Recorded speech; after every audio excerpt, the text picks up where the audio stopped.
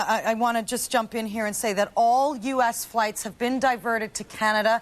That's the latest word we're receiving. But, Rosemary, you know, we've just been listening to Blake Lambert at Jerusalem Radio, just sort of citing in Arab East Jerusalem, 95 or 90% of the people in Arab East Jerusalem believe that the United States does show favoritism toward Israel.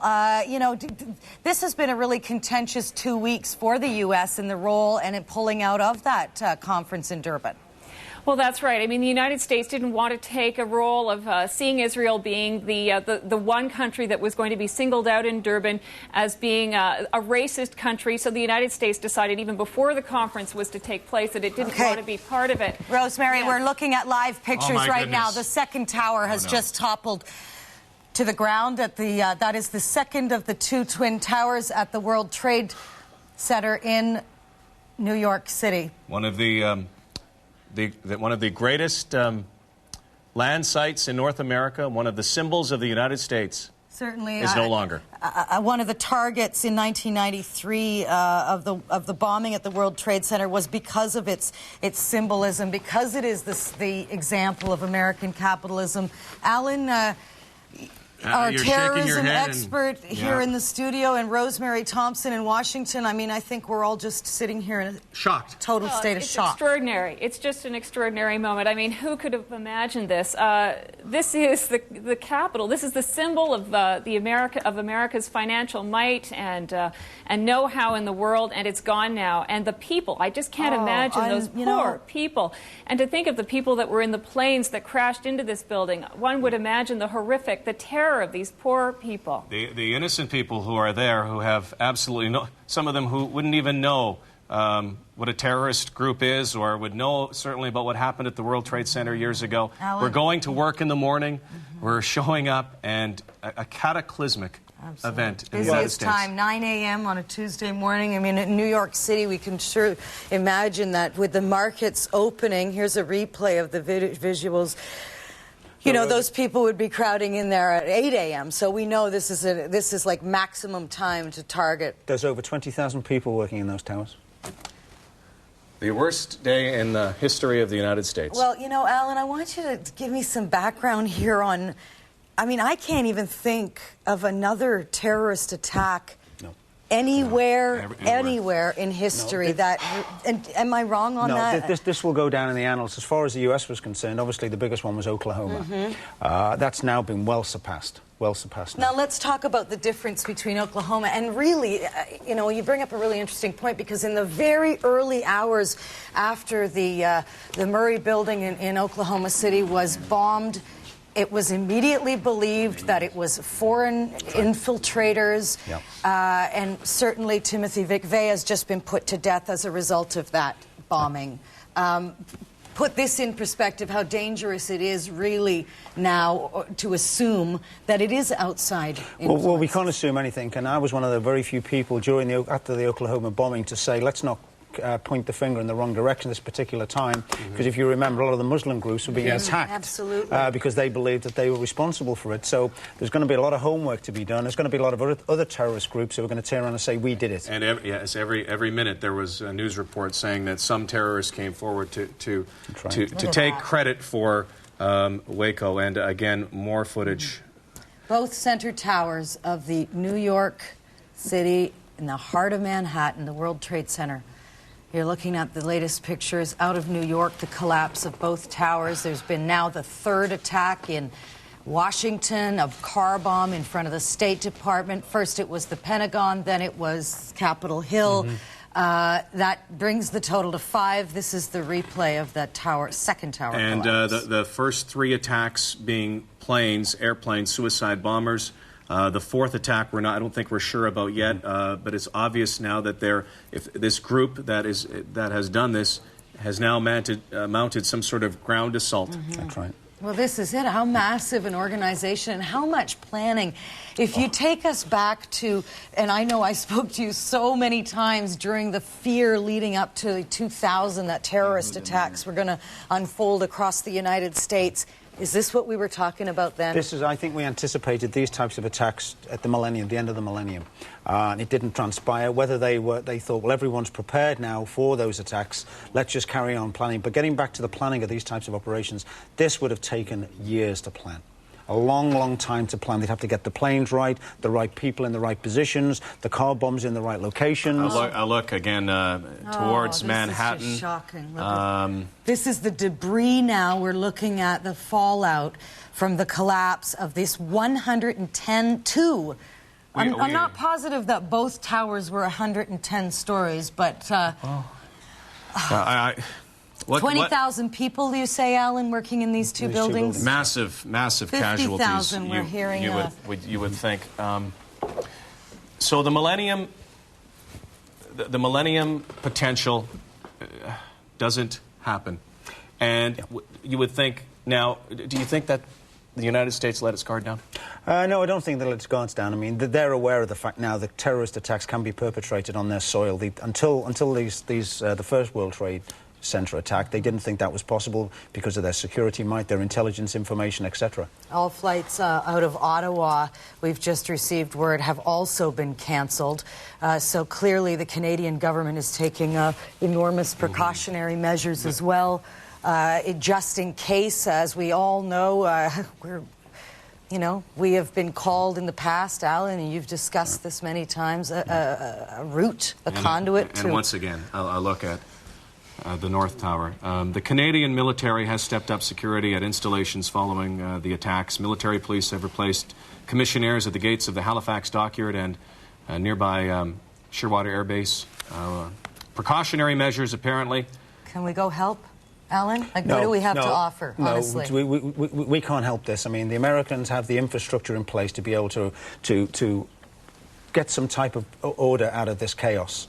And they won't require help from outside at this particular moment in time. And what happens, like this kind of a massive attack on the United States, then what happens with all the NATO partners? Do we all have to get involved in some, give me some... You are now looking at, there's going to be major policy changes around the world now. I mean, this is devastating, and once everyone finds out how many people have actually been killed and mutilated and injured, when we see the final cost, whenever that happens to be over the coming weeks, then a decision will be made in such a position whereby there's going to be dramatic responses to this. On the line, Peter Craig is the general manager at Lester B. Pearson International Airport in Toronto. Hi, Peter. Hello. What is happening at the airport? Well, obviously we're in irregular operations here at the airport now. All flights to and from the U.S. have been suspended until further notice. And we're just trying to keep things as smooth as possible here at the airport. Peter, were the flights that were, moments or even half an hour away from various American airports, were they rerouted to this country? And if so, what is the status of the Pearson Airport? I can't speak fully to that issue. You have to talk to the air traffic controllers in Nav Canada. I understand they are currently working on that issue at this point. From the airport standpoint, we are more than willing and able to accept flights should they be redirected here. Peter, we again received word that the flights from the United States and to the United States, or to the United States, have been canceled. Is that wide sweeping across Canada? I understand it is. I can't speak for every airport across the country, but I do understand that's the way it is. It's certainly the way it is at Pearson Airport. Have you wandered through the airport? What is the general sentiment there, if you can imagine what's unfolding in the United States? Well, obviously, I think people are shocked by what has happened, and they're wondering what the impact here is at the airport. So we're trying our best to inform passengers here at the airport what's going on. The other thing I'd like to say to passengers, people who have flights today from Pearson Airport, scheduled flights, likely those flights aren't going to happen, especially in North America. And I think you could probably call the airlines to confirm that, but it is irregular operations today, and I would suspect the entire schedule will be disrupted. Peter, back to you just in a second. Saudi dissident Osama bin Laden warned 3 weeks ago, we have received word, that he and his fellow followers would carry out an unprecedented attack on U.S. interests for its support of Israel. It is nothing from the United States to report, but we have a quote that says it is most likely the work of Islamic fundamentalists. Bin Laden warned 3 weeks ago he would attack American interests again, an unprecedented attack, a very big one. We have had 5 huge attacks today, the 2 biggest on the World Trade Center. Alan, I want you to comment on that. And also, you know, I remember before the G8 summit in Genoa, the security was massive, and one of the reasons for increased security around George W. Bush was because at that point Osama bin Laden had, if you recall, even released video of his troops training for the ground and air assault, is how they described it, that was going to unfold there because the United States was the target, but it was in that location. That didn't happen, and everybody said, oh, you know, there it is again, Osama bin Laden just sort of inciting fear. Well, bin Laden made that statement 3 weeks ago. There's no way could this have been planned in 3 weeks. It's absolutely impossible to plan this type of attack in 3 weeks. So whether it's bin Laden who's doing this or whether it's another group, we don't know yet. And why would you even release? I mean, obviously, like we said before, it's too soon to really say. Even the reports out of the DFLP Palestinian organization have since been denied. So it's tough to really associate anybody with this at this point. I think we should maybe go out to Blake Lambert. Is Blake still with us? Is Blake still with us? Blake, are you there? Just trying to find out. I think we're going to try to, again, this quote from Abdul Bari Atwan, the editor of the London-based Al-Quds Al-Arabi newspaper, is the man who has said this, that about the Islamic fundamentalists led by bin Laden. And you would wonder now, you know, if this gets out, what? Do you put credence in it? Do you have credence if they said? I mean, who would know? Would they have a threat in Washington, for instance, if they warned 3 weeks ago? Who would they warn? Who would they talk to? Well, most of these warnings are just, it's rhetoric. The majority of it rhetoric, as it is in Northern Ireland. Would they get warnings daily? They get warnings on a regular basis. As they'll have 5 or 6 groups who will claim responsibility for this. Bin Laden has got the infrastructure, the money, and the ability to put something like this together. There's no doubt about that. As for other minor terrorist, Islamic terrorist groups, they don't have the reach that bin Laden has. So it's a case of waiting to see what comes out. Okay, so 3 weeks. You say 3 weeks it would be impossible to organize this kind of orchestrated attack on the United States. Any perspective then on how long something like this would be? Well, what you have to do, you've got to bring all the people to a central location. You've then got to bring the explosives they're going to use on the attack. You've then got to look at flight paths, which airports you're going to hijack, because if you hijack an aeroplane too far away from Washington or New York, the warning is going to go out and the military could take affirmative action. That's never happened, and whether it will, I don't know. So you would think any airstrikes that would happen, hopefully we have not seen another airstrike, but potentially throughout the United States you may see potential bombings. You may see potential bombings, but I think the focus is the heart of the U.S., which is population base, the capital. Part of the Pentagon now has collapsed. We're bringing you these pictures as quickly as we can, and some of them are live, some of them are replays of the shocking video, the events as they unfolded since 9 a.m. this morning. So that's almost 2 hours ago that the first airplane crashed into one of the towers at the World Trade Center. And unbelievably, we have received word that there has been another plane crash in Pittsburgh. That may be unrelated, so we must be speculative there. Peter Gregg, are you still with us? Peter? But it does indicate the chaos, really, if you think about it. All right, all of the airplanes, as we were saying, that were sort of in the radar over the United States as these attacks were starting to unfold. The chaos in air traffic controllers, if this Pittsburgh accident, we don't know yet if it is related, but would you agree, Alan, that the chaos that must be unfolding in air traffic centers across that country? Well, terrorists themselves will give you a target. They'll explode a bomb to get all the emergency services to it to respond, and then they'll have another bomb somewhere else. And I think that's what's happened here. They've flown a plane into the Pentagon. At the same time, everyone's looking at the Pentagon, and then what they're doing, they're detonating other bombs around the city and cars. And the diversion technique. Yeah. And I wanted to ask Peter Gregg, who was at the airport, obviously, about security for people going in and out in Canada, and as you mentioned, we may not have to worry in Canada, but going in and out of, I mean, they've shut down airports throughout the United States. You look at the air strikes themselves.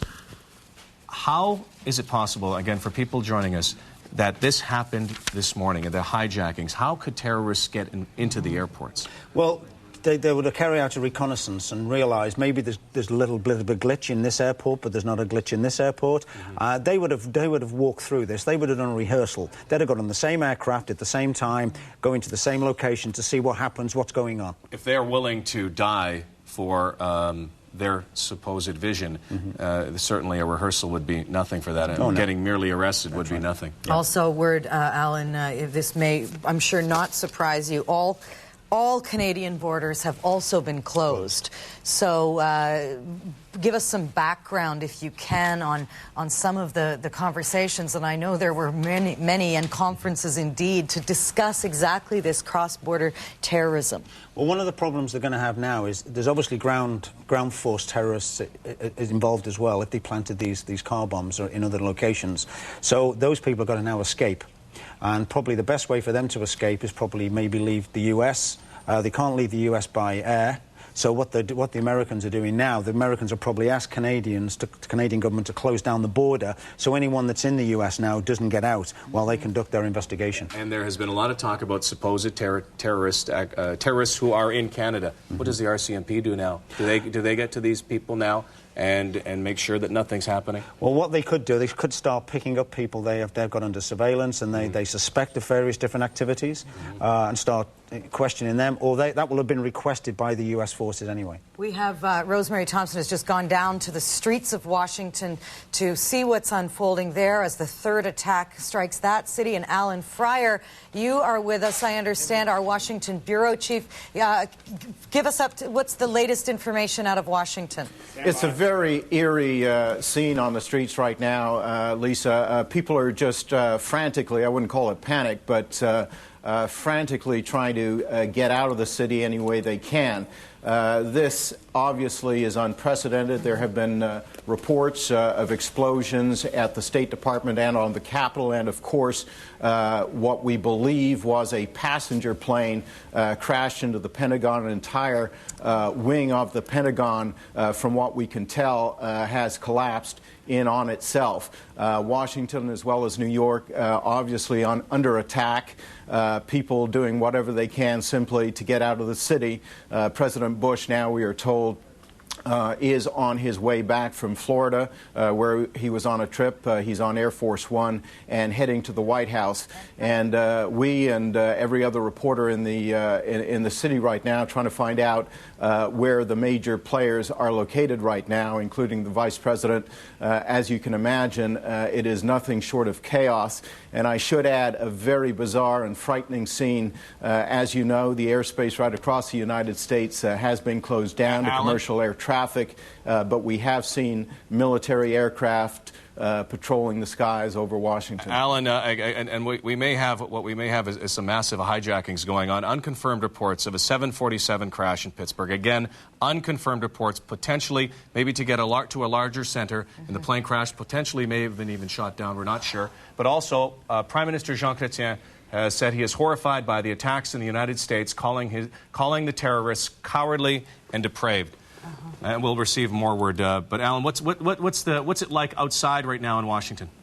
Well, as I said, people are doing whatever they can to get out of the city. All federal government buildings have been closed and evacuated. It's a strange scene. People just frantically trying to find any way out of the city that they can. Alan, was there any early warning, any rumblings on the streets anywhere over the last few days? We've just, had this information that Osama bin Laden 3 weeks ago warned that he and his followers were going to carry out an unprecedented attack on the United States. And also, we've just received word from Palestinian President Yasser Arafat condemning the aircraft attacks. He sends his condolences to the people and to the president, completely condemning the serious operation, and completely shocked, he says he is. But you give me some perspective, if you can, from Washington on the warnings that Osama bin Laden allegedly put out 3 weeks ago. Well, obviously, the CIA and other intelligence agencies in the city are receiving and evaluating threats against the United States almost on a constant basis. And as you say, Osama bin Laden's name often pops up at the center of them. Now, how many of these threats are taken seriously, we don't know. Obviously, all were investigated, but clearly this comes as a surprise. Nobody in the U.S. expecting an attack of anything resembling this magnitude. Thank you, Alan Fryer in Washington. Alan Bell in our studio. If this is confirmed that a plane has gone down in Pittsburgh, again, we cannot confirm that yet. Air traffic controllers, how much training do they have right now? I mean, obviously has been shut down, but how much training would they have in situations like this that happened around 9 o'clock a.m. Eastern? Everything wasn't shut down at that point. How much training would they have when they know that there may be planes that are doing things that aren't Well, first of all, they would identify which planes have been hijacked, because that can be done by the pilots. The pilots can send out a signal beacon when a plane is hijacked, so they would know instantly which planes have been hijacked. Now, I just want to give you, as I said, we're just going to give you the latest information as we receive it. We've just heard that another hijacked plane is being monitored as expected to head toward Washington. So that is happening right now. Like, I can't believe we actually would be getting that. Exactly. What do you do if you have a word from an air traffic controller that a plane's been hijacked? That's going to be the President of the United States decision, whether he shoots the plane down. Especially Look at live coverage we're looking at. Sorry, this is, the World Trade Center, Especially when you have civilians, when you have people down below, you shoot down a plane, you can, again, have massive casualties. If this is, do you take the hit? I mean, it sounds trite, but you take the hit at what might be a U.S. building. No, I think they would take the aircraft out in a less residential area. They can take it out over the ocean or wherever the case may be, because the pilots of those planes are obviously aware of what's going on, and they know if they've got a guy behind them with a weapon who's telling them to fly into a city to crush it, most pilots will probably take their chances and do whatever they can do somewhere else. But you think of Washington, the size, really, of Washington, the proximity of these buildings to each other, the military now on 1,000% alert of what's unfolding. How easy would it be now to continue penetrating? It would be very difficult to penetrate Washington airspace now, because I should imagine they've now got a combat air patrol up there of U.S. jets, but it's only going to be the President of the United States who's going to authorize them taking out a U.S. airline. I understand Colin Powell he is in Colombia, will also be heading back to Washington as quickly as possible. We can also tell you that New Brunswick Premier Bernard Lord apparently in New York City today on a trade mission. Certainly hope that he is all right. We certainly hope that... well, I mean, our hopes and prayers to everybody. This is just such a truly shocking and tragic event across the United States. You cannot even hope to put it in words. You can think about Swiss Air. You can think of all the tragedies. Many of us didn't live through a world war or weren't here when the world wars were going on. We've always said that, thank goodness we've never gone through something like that. Our ancestors, our forefathers have, and they're haunted by the wars. We've had tragedies, massive disasters, Mother Nature disasters, but I cannot ever think of something like this. And Alan, I want to bring Alan Fryer in Washington, because, I mean, it's got to be pretty frightening, I should think, and pretty surreal to be in Washington right now, to be watching this unfold steps from your bureau. Well, surreal is a good word to describe that, Lisa. And, the question that's going through my mind right now is the planning that obviously went into this terrorist attack. It looks, if all these reports are confirmed, that 5 passenger jets have been hijacked almost simultaneously, 2 that went into the World Trade Center, another that crashed into the Pentagon. We're getting reports, as you say, of a 747 crashing in Pennsylvania, perhaps near Pittsburgh, and reports unconfirmed so far that military jets are monitoring a 5th passenger jet, perhaps hijacked somewhere near Washington. So this is just unprecedented and incredible. The words don't exist really to describe it. Yeah, Alan, let's just go back to Alan Bell for a minute. Might those jets that have been hijacked been backups for those original terrorists and now are fleeing? It could be. It is a possibility, but if there are suicide bombers on board, they'll just go down into an American city and take out whatever they can as part of the cause. Suicide bombers are not going to flee from their task. Well, this kind of coordinated terrorist attack, I understand Alan Fryer, and you can just jump in, Alan, actually, because what you're probably receiving late new information all the time also, but that there's just mass agents throughout Washington patrolling with automatic weapons, trying, I guess, to avert any future disasters, car bombs, this sort of thing. Right, absolutely. And as people flee the city, as they have been doing all morning, I think what we're going to see within short order is Washington look very much like a militarized armed camp as security forces and every available emergency vehicle move in. Obviously, the priority is to help the injured. A massive attack is at the Pentagon, as you know, but then to secure the Capitol, and gosh, who knows how long it's going to remain that way. Alan, to secure the Capitol, but also the country, when you think of the FAA ordering an entire nationwide air traffic system shutdown, I mean, as Alan Bell, our terrorist expert, said, they certainly have managed to shut the United States down. Absolutely, and of course the government through the FAA probably had no choice until they get a handle on this situation, figure out just how widespread this terrorist attack was, exactly who was involved and what the targets were. Obviously, it was the only precaution that they could take given the situation, just to shut everything down and put a damper, especially over the nation's capital here in Washington, which is what's going on now. Alan, all 5 stories of the West Wing of the Pentagon have collapsed. We can tell you that. We can also now confirm that a 767 jet has crashed near Pittsburgh, 80 miles southeast in Jennerstown. Again, it was speculative before that this was involved, but I don't think this is speculation anymore, Alan Bell.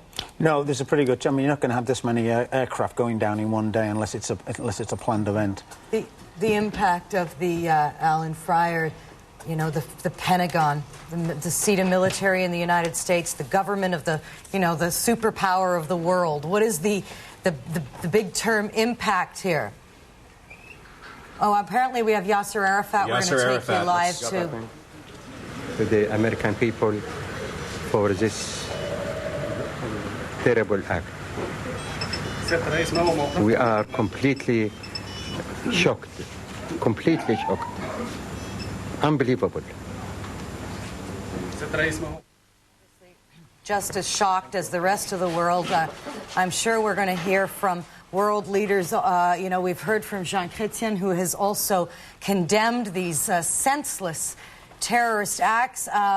Again, Alan Fryer, before the Palestinian chairman Arafat stepped up to the microphone, I was asking for the impact on shutting down the government in that country.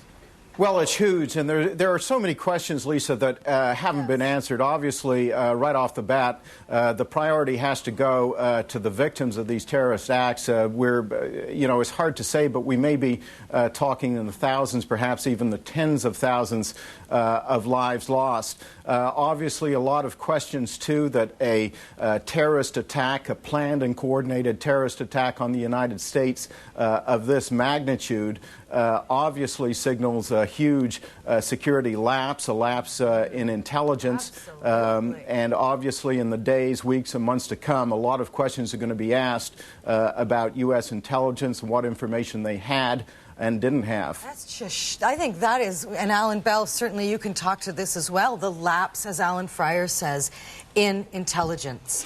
Yeah, the lapse in intelligence, there will be some lapse of intelligence, but one of the biggest problems you've got here is you don't know how long this incident has been in the making. This could have been a fallout from the 2000 millennium attacks. Maybe they planned this on the night. The security was too intense. They decided to backburner it. We're going to listen. Let's go back to New York City once again. Start evacuating?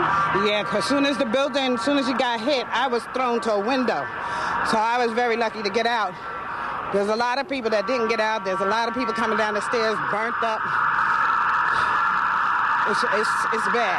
Were there other people that were hurt, were lying there? There was a lot of people hurt. They were lying on the floors, coming down the stairs. A lot of people had asthma attacks while they were coming down.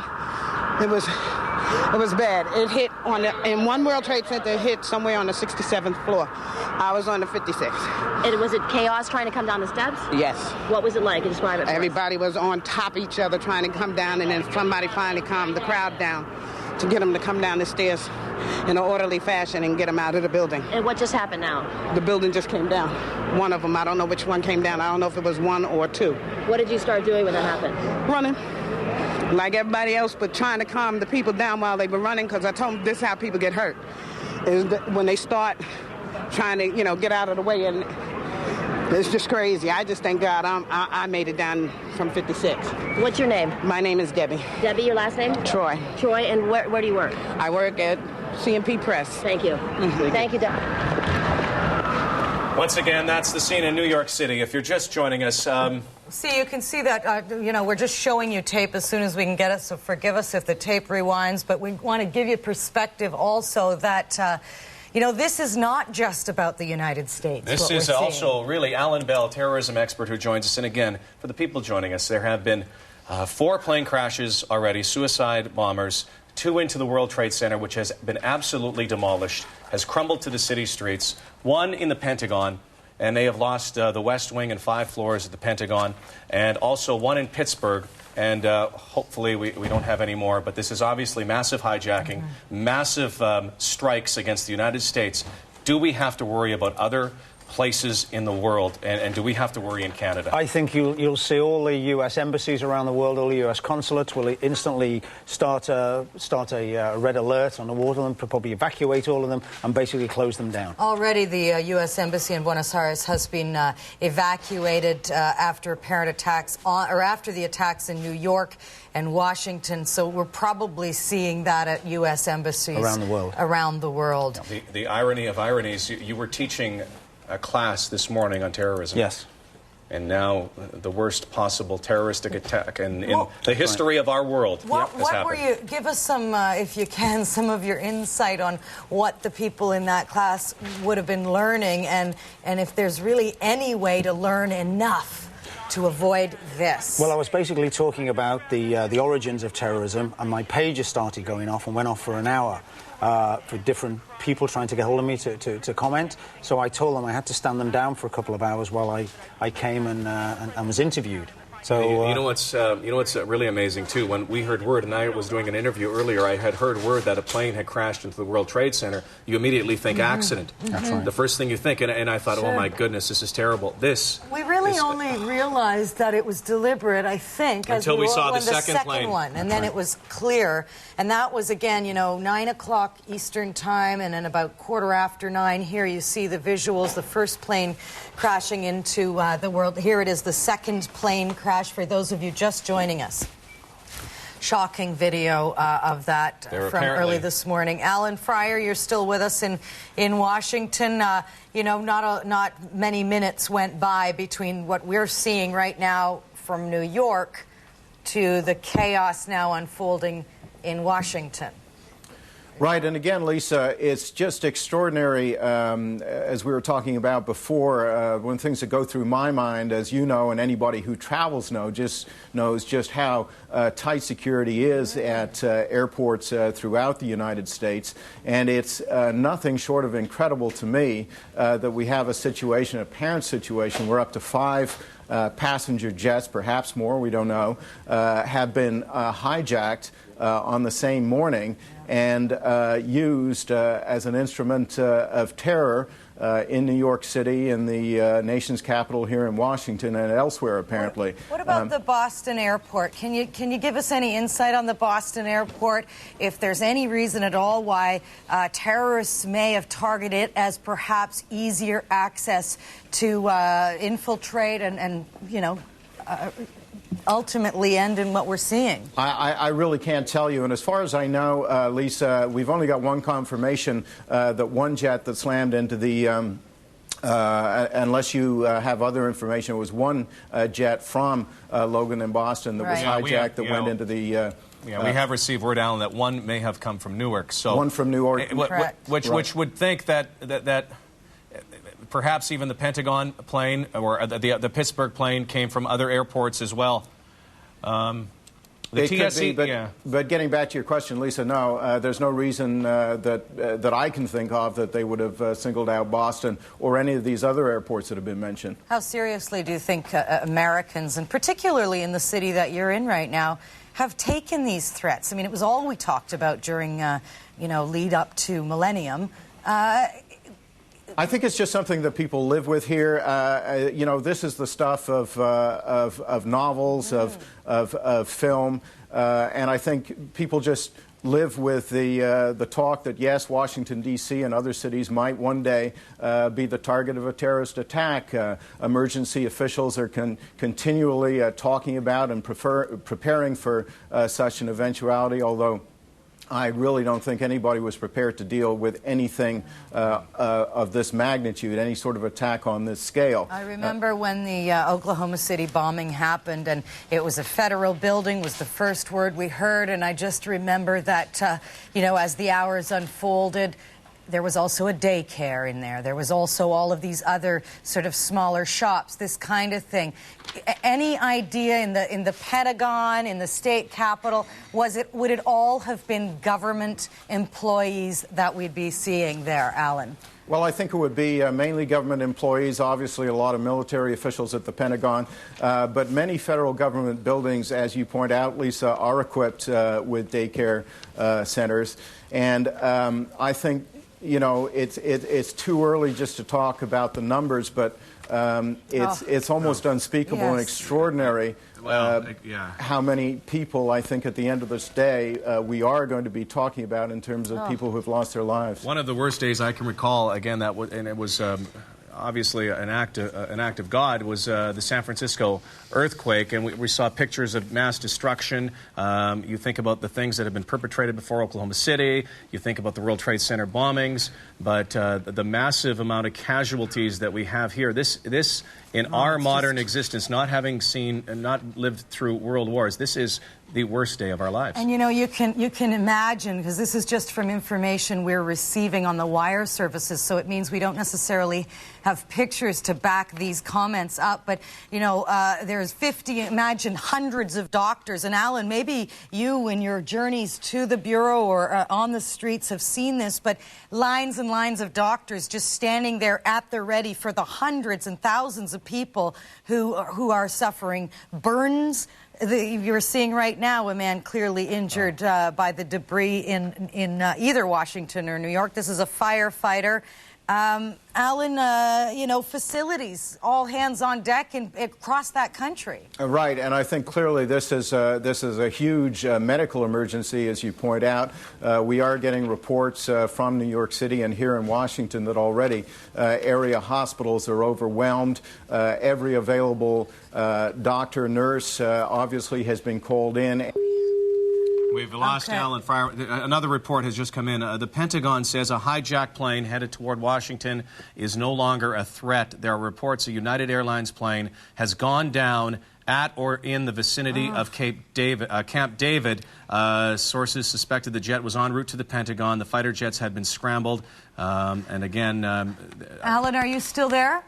So Camp David obviously is the location where U.S. presidents have always gone for. This has been the location of the Israeli or the peace talks, the Middle East peace talks. We're going to listen in, though, here. This is New York eyewitnesses. Huge plane. Then about 10 minutes later, a second plane came, and it did the same thing, but it just went into the first World Trade Center on a lower level, and it blew out. Yeah, the second one hit building 2, and a big, huge ball of fire just blasted out. Then right after that, I'm sitting down and I'm crying, and I couldn't believe something like this would actually happen. And about 10 minutes later, then the whole building just started to collapse. And now 2 seconds ago, both of them collapsed. And now there's no more World Trade Center. This is ridiculous. I don't believe this. Then I just heard that another plane just ran right into the Pentagon. How can President Bush allow any plane to get near the Pentagon with all the sophisticated technology that we supposedly have had? This is just outrageous. This is ridiculous. Right now, I'm going to head down that way. Hopefully, they'll let me get in and try to help somebody. Whoever needs help, I'm going to try to do my best. Can I get your name, sir? My name is Tony Bristow. Spell your last name for me? Bristow. Right now, I'm just going to try to help people. That's it. Thank you.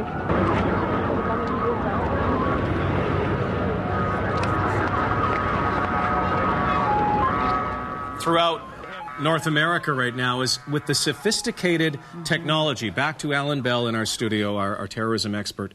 The sophisticated technology that we have, how is it possible that a day like today, a day that we never, ever... Thick white ash and building material. The ambulances have been coming now from as far as Long Island. All the rescue workers are being equipped with gas or face filter masks, and firefighters have been arriving even by pickup truck. Otherwise, the streets are now deserted. Alan, thank you. Alan Dodds Frank in Manhattan. A little more on this plane crash, which is the fourth incident, if you will. There was the plane crash at the Pentagon, crashing into the Pentagon. There were the two planes that hit the World Trade Center here in New York. And we don't know whether this fourth one is related or not, but the report is that a 747 en route from Chicago to New York City crashed in Somerset County, Pennsylvania, about 80 miles to the southeast of Pittsburgh, Pennsylvania. That's the incident. That's what we are hearing. Started crying and bawling. And I'm standing next to a fireman. He said, yeah, they just bombed the Pentagon, too.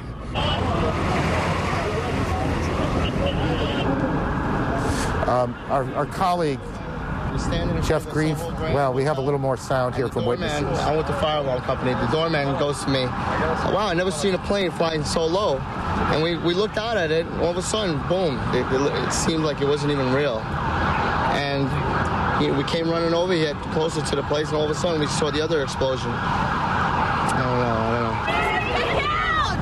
Get down! What's happening? She's not right there.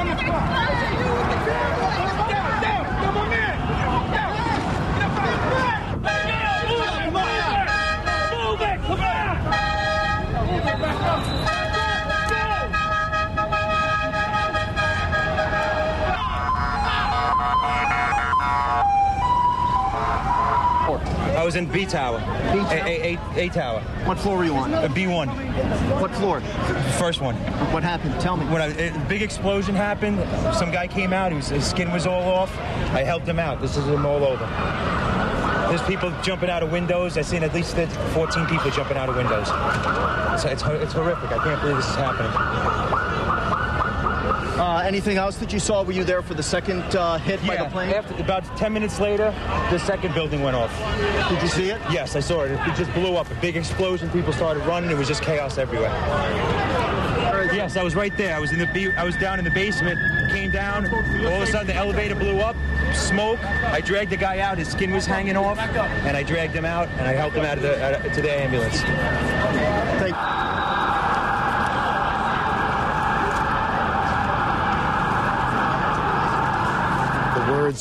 The words of some of the witnesses here in Manhattan this morning, and the pictures of what will, I suspect, before this is over, go down as one of the most horrific days in our lifetime. We're joined by our colleague, CNN's Jeff Greenfield. Aaron, you know what?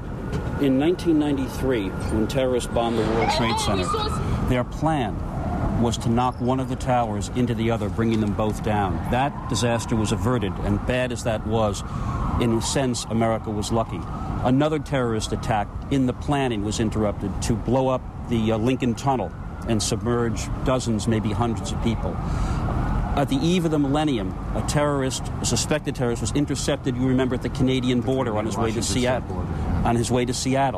And I know that not so long ago, former President Clinton, in a private talk to a group, ruminated on how lucky the United States has been over the years with the combination of luck and the skill of anti-terrorist people, to avoid such things. What we are seeing now is nothing less than the worst nightmare that one could imagine come to life, probably worse than anyone could have imagined. You may remember that Tom Clancy wrote a novel that ends with a terrorist hijacker crashing into the Capitol. The worst act of terrorist violence on American soil, the Oklahoma City bombing, killed fewer than 200 people. All we know today is that tens of thousands of people worked in that complex that has been destroyed. And I hate to say it this way, but this may be the day that America's luck ran out. Well, it is hard, isn't it? I mean, you look out here, and you see the Statue of Liberty to the right, and these buildings off to the left, the attacks on Washington. We don't know a lot about who's behind this or what this is all about, but the symbolism of these attacks is extraordinary. CNN's David Ensor is in Washington, and he joins us. David? Aaron, I'm talking to U.S. officials who are obviously working on who is responsible for this. Their working thesis is that this is overseas terrorism, not domestic. They say they cannot rule out additional attacks yet to come. In terms of claims of responsibility so far, there is an Agence France-Presse report in which a group with the word Palestine in the name claims responsibility.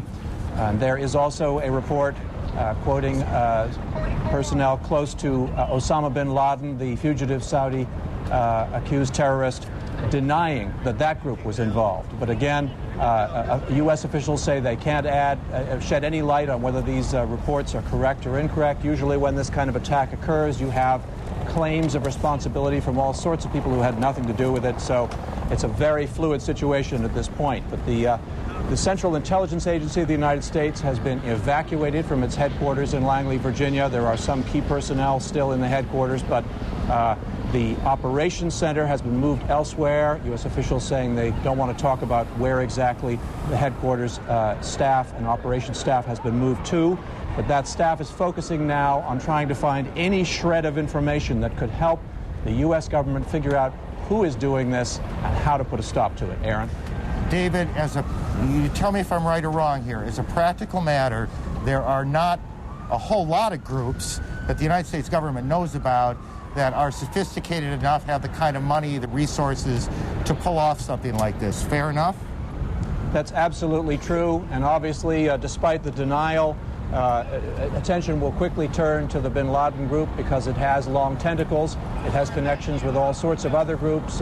We saw at the Millennium a group of Algerians apparently involved in trying to arrange bombings in the United States, and now there is evidence being produced in court sessions that those Algerians were working for the bin Laden group. So that group certainly will come under immediate suspicion. There are very few others that could have pulled this off.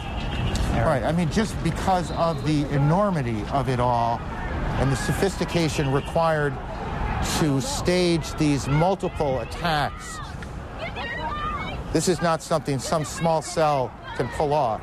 This is obviously a group or groups,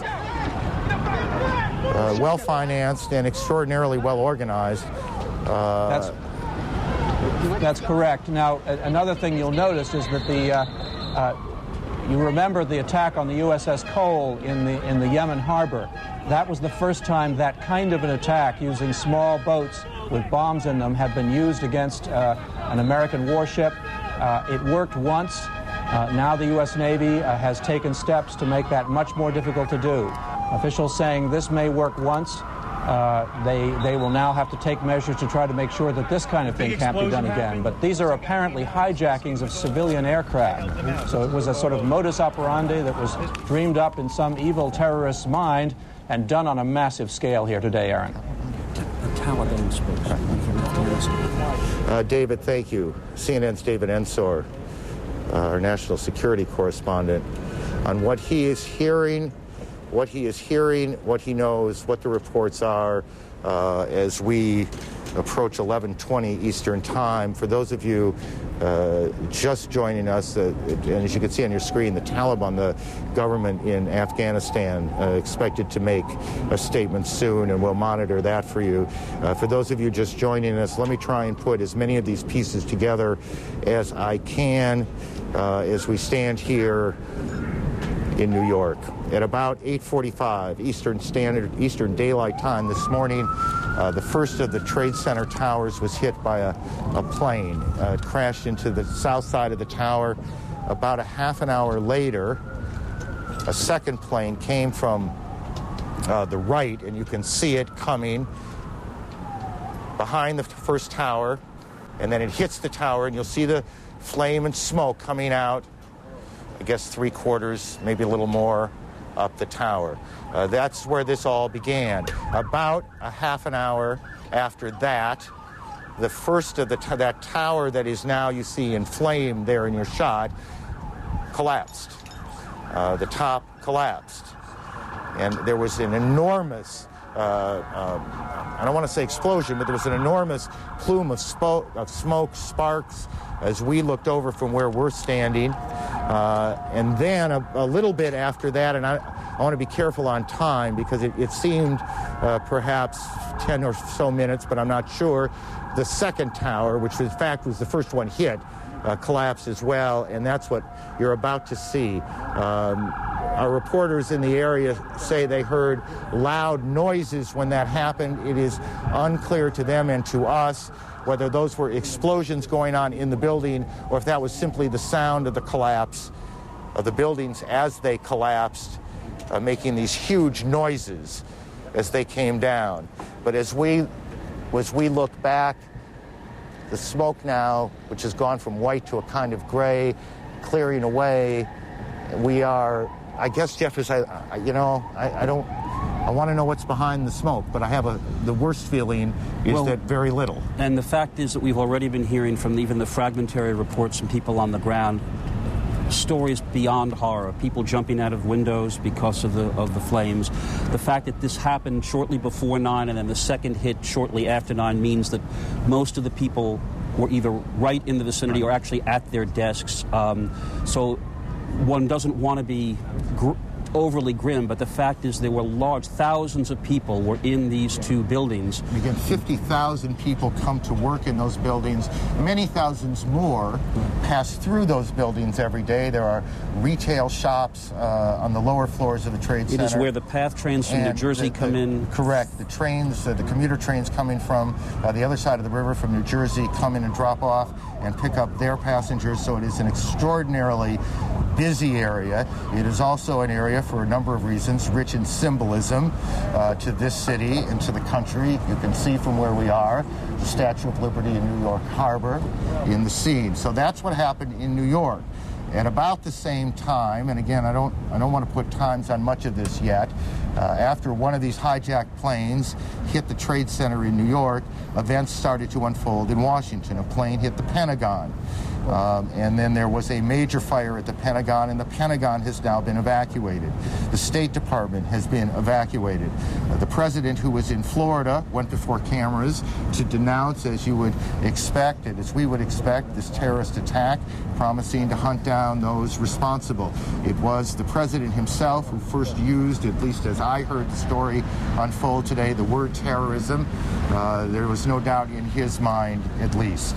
The president now is heading back.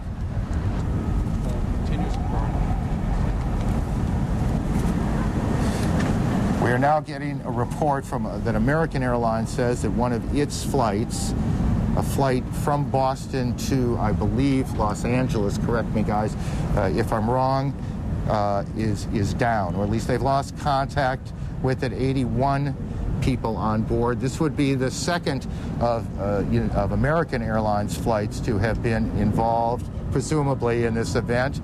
Another flight, this one from Dulles to Los Angeles, is down with 54 passengers on board. So again, so there are two American Airlines, one Dulles, Washington, D.C. to Los Angeles, the other Boston to Los Angeles. Both American Airlines planes reported by the airline to be down. It is also believed that an American Airlines plane, a 767, was involved in one of the hits on the Trade Center as well. We don't know if there's a reason why it is American and not any other. We won't speculate as to whether there is or not. We'll just tell you what the facts are as we get them, and that's what we have. American says 2 of its planes down, and I assume that is 2 other than the one that hit the Trade Center, and you guys check that out to make sure I'm right. And we have a report of a crash in Somerset County outside of Pittsburgh. Right, I believe a 767, though we're getting reports perhaps a 747, which doesn't quite fit into what we believe flies Chicago to New York, is also down as well, and I do not know the airline involved there. Let me just go back on okay, I do now. It's a United Airlines plane. So we have a number of planes down, a number of planes involved in these attacks. The Boston to Atlanta, if I'm reading the notes correctly, had an American 767 with 81 passengers on board, 9 flight attendants, 2 pilots. Flight 11. Reported down. That's American Airlines Flight 11. And American Airlines Flight 77, which is a 757 jetliner, Dulles Airport outside of Washington to Los Angeles International, with 58 passengers on board, 4 flight attendants, 2 pilots, also reported down. And then there is this United Airlines jet, which crashed about 80 miles to the southeast of Pittsburgh. We should also mention, I think, Aaron, that inevitably some of these early fragmentary reports are going to be needing correction, and that will be done as soon as possible. We had a report of a second hijacked plane on the way to Washington. Capitol Police were reporting that there have been no signs of that plane. We simply, at this point in this awful story, have to just tell our viewers we will do everything we can to report this accurately. If fragmentary reports need amending or correcting, that will be done immediately. And I think, in fairness here, there is in a number of places right now, perhaps 4 or 5, chaos. And numbers that come out aren't necessarily going to hold up. And in our reporting, we will be a bit conservative on some of this until we track it down. There's no point in allowing this thing to seem worse than it is. It is already horrendous, and we don't need to make it any worse by misstating numbers, and we want you to keep that in mind. CNN Medical Unit reports that the Center for Disease Control in Atlanta, the Centers for Disease Control, is preparing bioterrorism teams to respond to the incidents. This, we are told, is simply precautionary. We have absolutely no reports and no evidence that there is any biochemical or bioterrorism going on, but clearly what is happening in every department of the United States government, and I suspect in every department of most major cities right now, the plan that they hope they never have to implement, the plan that they spent years preparing, is now in effect, not just here, not just in Washington, but around the country, because no one knows precisely where this is going. CNN, my colleague Judy Woodruff joins us from Washington. Judy? Aaron, we've been watching this here in the Washington Bureau. I'm in the studio now, just a few blocks from the Capitol, from the United States Capitol, and the first thing I want to tell you is that everyone, I'm sure, on their minds is God rest the souls of those who've lost their lives this morning in New York, in Washington, near Pittsburgh, in Pennsylvania. It is just a story for which there are no words to describe. Here in Washington, we are keeping a very close watch on the Pentagon. You've been reporting, Aaron, and other CNN correspondents. A plane evidently crashed, a commercial jetliner crashed into the Pentagon earlier this morning. Approximately 60-foot section of this building, which is, of course, the headquarters of all the military for the United States, was on fire as a result of this crash, and then collapsed. These are some of the pictures we've been bringing our audience from the Pentagon. We've watched people being treated by first aid personnel there. We have no information yet on casualties, on the number of people who may have been hurt or may have died in this incident, although emergency personnel on the scene have said surely there have been casualties there.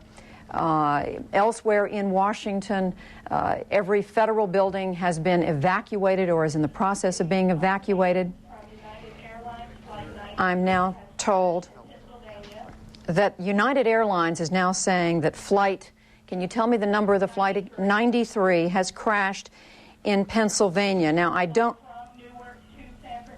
a flight from Newark, New Jersey to San Francisco. Now, we don't know if this is the same airplane that Aaron was reporting a little earlier crashed in Somerset County near Pittsburgh. Aaron had reported that some minutes ago, and now we are getting a confirmation from United Airlines that its flight, United 93, on the way to San Francisco, has crashed.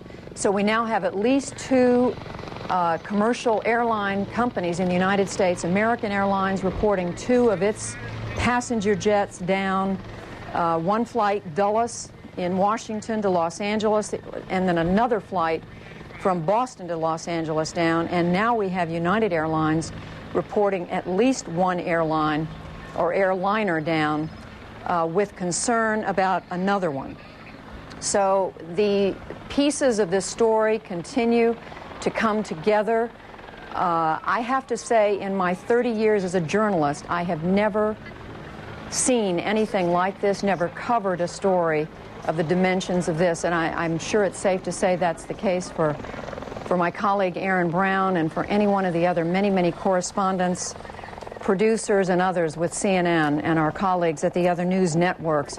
And I would just remind you that CNN right now has producers, correspondents all around the world who are watching for any more information that we can bring you at this point. As Aaron and Jeff Greenfield have been saying in the last few minutes, everything we have right now is fragmentary.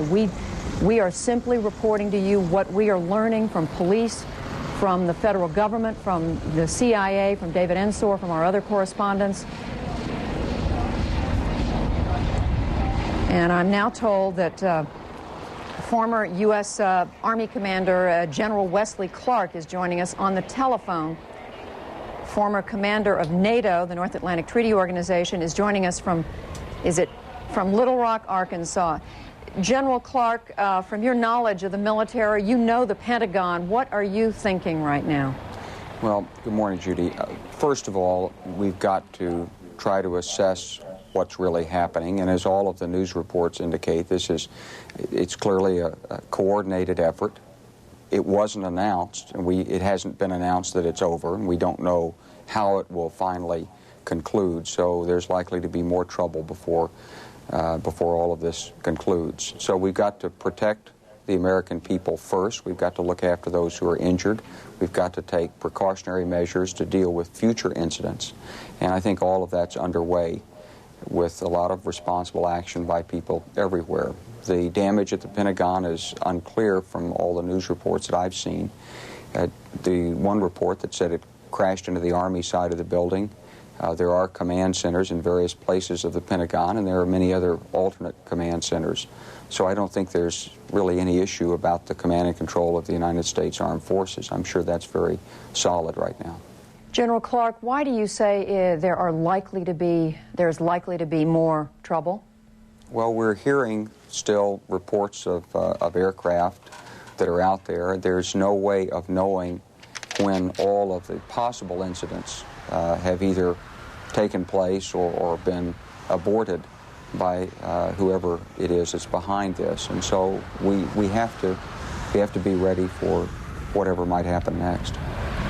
General, can you give us some sense of, clearly the United States has never experienced anything of this magnitude, but what are the leaders of our military, the Joint Chiefs, the Secretary of Defense and others, what presumably are they doing right now in order to be on top of a situation where you have the Pentagon on fire, New York City in a state of chaos, and every federal building in Washington evacuated?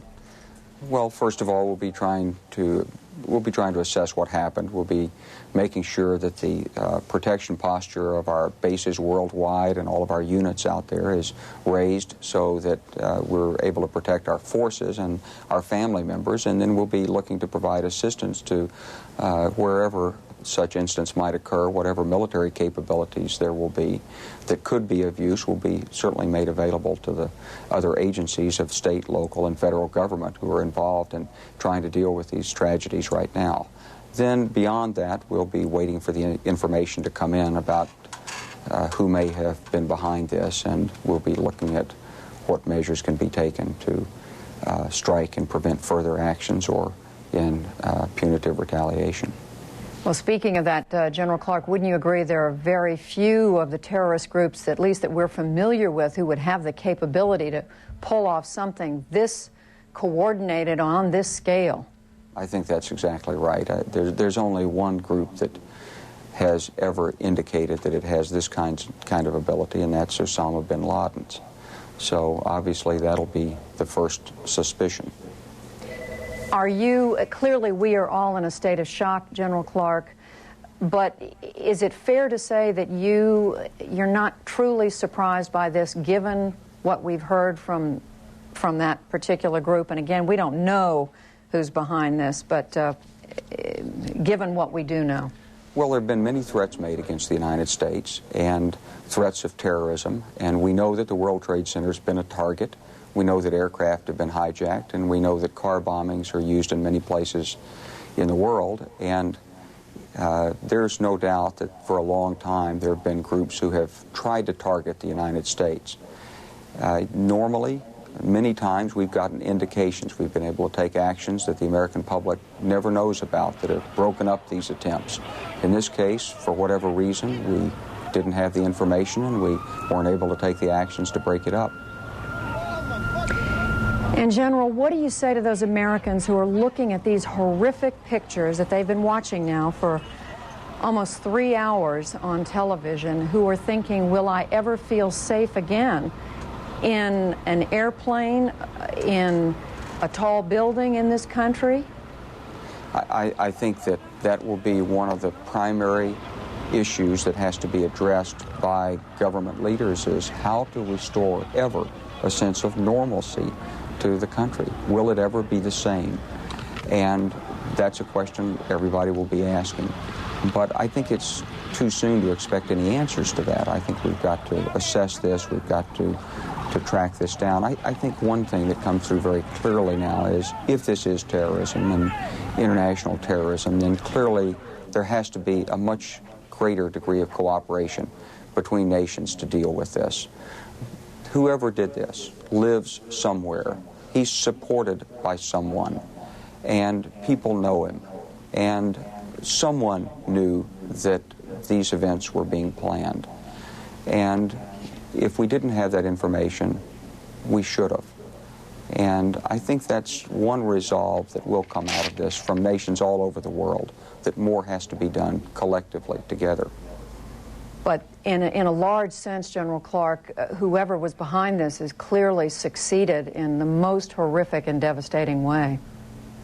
Well, it's been a tragedy for America, there's no doubt about that, and for so many people and their families, our hearts go out to them. General, we're looking, as I'm talking with General Wesley Clark, who is a former NATO commander. He's talking to us from Arkansas. We're looking at helicopters patrolling, I believe it's the area around the Pentagon, although I can't tell by the banner across the lower part of the screen. We do know that President Bush was in Florida this morning. He abruptly cut his trip short in order, we think, to fly back to Washington. And General Clark, while you are with us, what would the plans be for the president in this situation without giving away secure information? Would the president necessarily return to Washington? Is there always a plan in place in these situations? Well, there would have to be a plan always in place to take the president to where he can best control what's going on and monitor it and make decisions, and also where he will be safe. And you can be sure that there are plans and backup plans and alternate plans to the backup plans. There'll be no shortage of efforts underway to assure his safety and his ability to maintain the continuity of government. And once again, just finally, General Clark, as we look at these live pictures of the Pentagon, describe for us what you know of the section of the building that evidently was hit by the commercial jetliner. Well, that picture seems to be from the area of the bridges, the 14th Street Bridge, looking at the corner of the Pentagon that is opposite from where the strike was. So it looks like the strike hit between the 4th, 5th, maybe 6th corridors of the Pentagon. Perhaps on the Army side of the building, there are a number of offices there, administrative offices, where Army leaders and staff officers work on a daily basis. They deal with things like planning and logistics and congressional relations and public affairs in that area.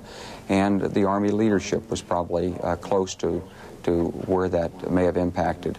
There are a number of other facilities below ground, some of which have been relocated, and it's impossible to see from that picture what the condition might be there.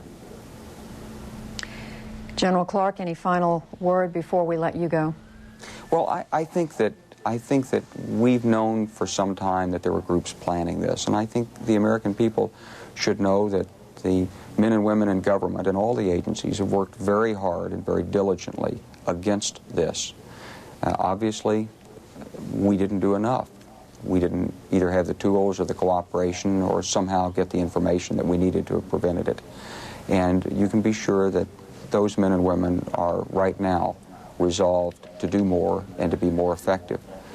This is a national challenge, and I'm confident that we'll meet it. All right, General Wesley Clark joining us now from Little Rock, Arkansas. He is, of course, the former commander of NATO. General Clark saying earlier in his and the scale of these devastating attacks. Symbol? Well, it's a symbol, I think, of our strength, that we are prepared. And to park here if necessary. So currently we are making the arrangements to clear as much surface space as possible to allow those planes to park here and to be able to handle those passengers with buses, whatever we need to do to handle them here. Obviously, this is an irregular operation. And one thing I would make clear is that regular operations simply are not happening. If people have flights scheduled for leaving Pearson Airport today, consider those not happening. If you absolutely do not need to fly today, please do not fly. Do not come to the airport. And that's about it, and I can take questions. I cannot speak to the security measures. I need to speak to Transport Canada about that. I can give you a phone number that is for media and public inquiries.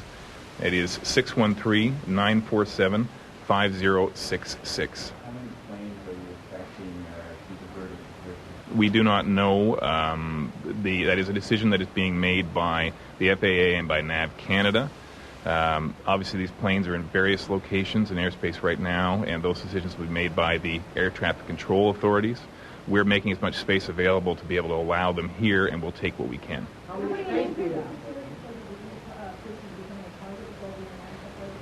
Again, I won't speak to security issues. That's a Transport Canada issue. I'd appreciate it.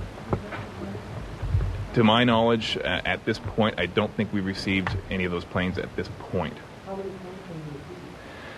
It's difficult to put a number on that. We've cleared as much space as we possibly can here at the airport tarmac to be able to park them. We still have the flights that didn't get out of Pearson Airport this morning here, though, that are taking up space as well at gates. Again, I do not have the numbers. Oh, hundreds. Again, I don't want to get into specifics because I'll probably give out a wrong number. It depends on the hour. We can... In the morning at 9 o'clock rush hour, we're talking around 50 to 60. When you say flights with North America, does it mean there's a flight that comes from Vancouver and won't get in? Those decisions are being made right now where planes are going to be routed. So it's not a decision for the airport to make. That's an air. They have been canceled. That is. Nothing. My understanding is at this point, nothing is leaving or arriving at Pearson Airport domestically. We are ready to accept those. Yeah. We made the decision to. I wouldn't say it's shutting the airport. The airport is still fully operational. We do not have any operational problems. This is a irregular operation. That's what we would call it. And to my knowledge, yes, it is. My understanding is they are, yes. This is a decision made by multi-agencies. It's the FAA working with NAV Canada, working with Transport Canada, and us working with them. Again, I'll stress, this is an issue much larger than Pearson Airport. We're playing our role in this, but we are working with the larger agencies to make sure that we can play our role as best as we can. Okay, then obviously that is the latest unfolding at Pearson Airport.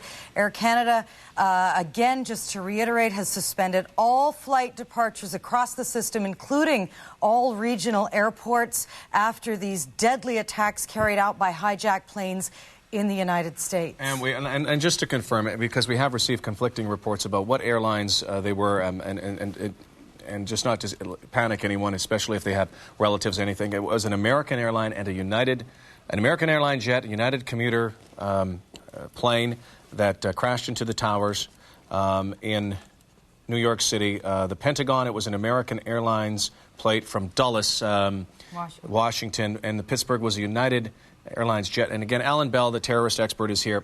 You look at all of this, and again, we talk about how this has been very conventional attack, almost scripted from a few years ago. We've heard that, this is the worst security breach or lapse since Pearl Harbor.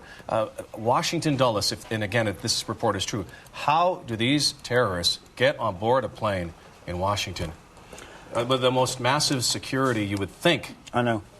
It is very, very difficult to get on board any of these aircraft in the U.S. The security is tighter in the U.S. than is in any other country in the world apart from Israel. So how they did it and how they got on with weapons or whatever, we'll probably never know. And obviously, what about retaliation? I mean, people are going to be back there. You saw the people in the streets in New York City, throughout North America right now, are absolutely astounded that something like this could possibly happen. Is there any form of retaliation? Well, the only problem is this whole incident is going to change the whole dynamics of the way people are going to do business in the world today. This is not just going to have an impact on the U.S. Obviously, it's going to have an impact on everybody. The way we travel? The way we travel, the countries we deal with, the fact that we allow certain countries to do certain things. And I want to say, right now we have Tom Hinton, who is an airline investigation expert. Tom, you've watched this unfold with us this morning. What is unfolding now? What's the first thing that has to happen as they try to reclaim something? We're going to try to get... There's Mayor Rudolph Giuliani in New York. Airplanes? Stop it. Come with us. Tom, are you Come with us. Well, let's talk a little later, okay? Okay. And Lisa, we forget sometimes that we could talk about the politics. We could talk about right now the people responsible for this. Look at that. That is unbelievable. And New York City. The bottom line right now is the human condition, the human element, the people, the lives lost, the people who are aboard those planes, the people, the families who are affected by this, the people who are traumatized around the world by watching this today. Alan, the mourning and grief for this is going to take a long time. It is. It'll take a tremendous amount of time, and everyone's going to be angry, and everyone's going to demand the President of the United States, who's the leader of the free world, do something about it. The question is, what can he do? And where to target. And where to target. Here's Tom. Tom, are you with us now? No, we still don't have Tom. Okay, Tom Hinton will join us when he's able. Alan, look at this. This is just more images of the debris as it falls on the streets of Manhattan. The Twin Towers collapsing. So this obviously is not just a tragedy for those in the airplane of those hijacked planes or in the towers. The thousands, 50,000 people apparently worked in those Twin Towers just in New York City alone, but all of the people on the streets of New York in and around Manhattan where the terrorist attacks unfolded, and the latest on Washington, 3 attacks, one at the Pentagon, the Capitol, and the State Department. I think we have Alan Fryer with us in Washington. Alan, are you there? Some more details, Lisa? Yes. What's the latest from Washington right now? Well, Washington and New York, we're hearing New York Police Department officials saying now that they fear that obviously the casualty toll in New York City from those attacks are going to be in the thousands. They estimate that at that time, the World Trade Center towers, the 2 of them, held probably up to 10,000 people in each tower. Just a note that we're getting also now from the Associated Press. Apparently, a Boeing 767 out of Boston has made an emergency landing at the airport in Cleveland. Apparently, the pilot making the emergency landing because he believed he might have a bomb on board. We're seeing in cities right across the country just security at unprecedented levels. In Los Angeles, we're now being told that police have gone on tactical alert. In Massachusetts, for example, the governor there has moved all government operations into a bunker, and Maryland and Virginia, all the suburbs around Washington, government buildings closed and evacuated, as well as schools. Alan, obviously the world is horrified by this attack, but you think about the people of the United States in particular. They've already had terrorist attacks against them. This is going to be, well, right now, a terrified nation, but a very, very angry nation. probably calling for some reprisals, some retaliation. What does Bush do first? Well, I think obviously, the priority has to be rescue and the victims, the survivors of these terrorist attacks, but also a lot of questions are going to be asked, as we have said, an incredible security lapse at these airports. The United States, as has been mentioned by the panel, has very tight security, the tightest in the world next to Israel. And a lot of people are going to be saying, hey, we thought we had this problem of airline hijacking licked. How is it that 4 planes, and right now we're told the FBI is confirming 4 planes, have been hijacked from United States airports and used as instruments of terror? There are, as you say, going to be a lot of cries from the public from revenge. The prime target, the prime suspect at this point, from what we're hearing, is Osama bin Laden. A lot of foreign affairs officials saying that they believe that he is the only person with the network and the expertise to carry out such an attack.